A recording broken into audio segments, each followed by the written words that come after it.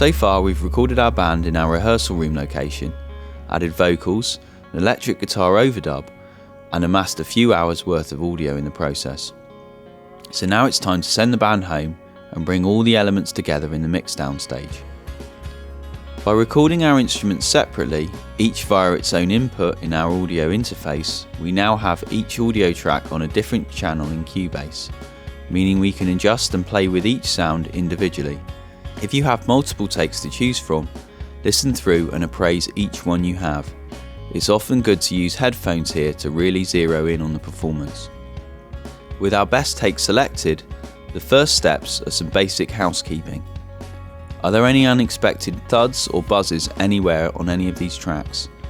It's simple to chop out performance mistakes or other unwanted sounds by cutting out and deleting any unwanted audio.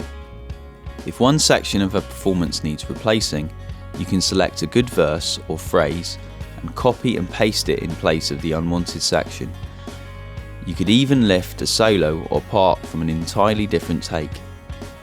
Beware though, too much editing and rebuilding will make your track sound mechanical, and it can be fiddly to match the new intercut section with the existing tracks around it. However, should you need to make an edit and cut and paste a section to replace a glaring mistake, Cubase has the ability to stretch timings and make audio match its surroundings should you need to. This is one of the huge advantages of digital recording and editing. A good place to start any mix is with the drums and getting them working well together with the bass track. As our band was recorded playing together in the same room, we can achieve an ambient natural sound by starting with the stereo overheads.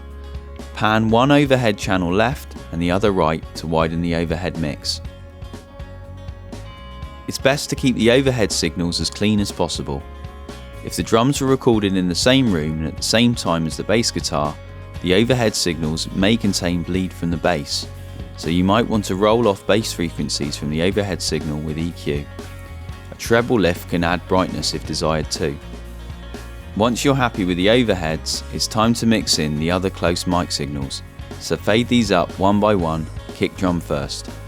A noise gate can be used to cut out any unwanted spill from the close mic recordings. Use EQ to remove extreme sub-frequencies, mid-range mud and top-end buzz. You may need to accentuate the upper click of the beta with a gentle boost, which can help the kick cut through the mix.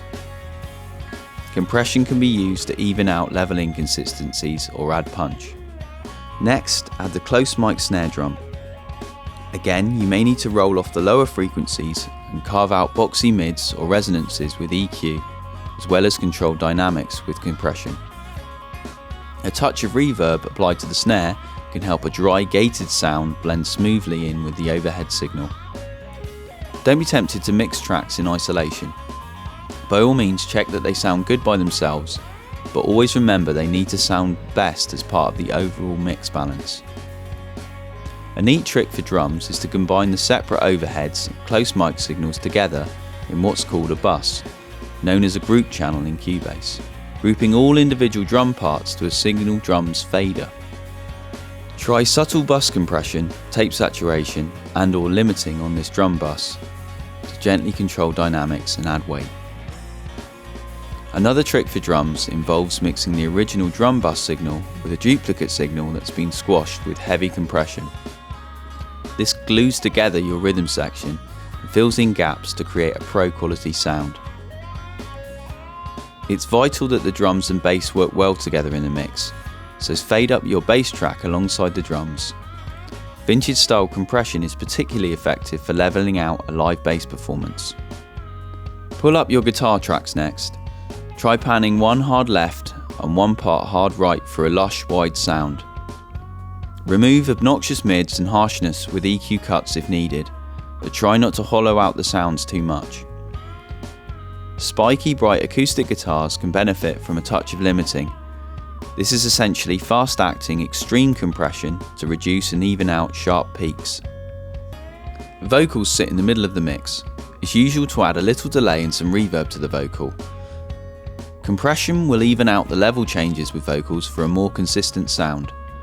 Reverb and delay may sound too conspicuous in isolation, but be sure to add them as you listen to the rest of the track to hear what effect they have in the context of the other instruments. Time for a finishing touch. Add a master compressor on your final output. As before, this even outs the track and glues all the sounds together. Cubase has some great presets here for giving your track the finishing touch. Now bounce this final output down to stereo and you've got yourself a finished track.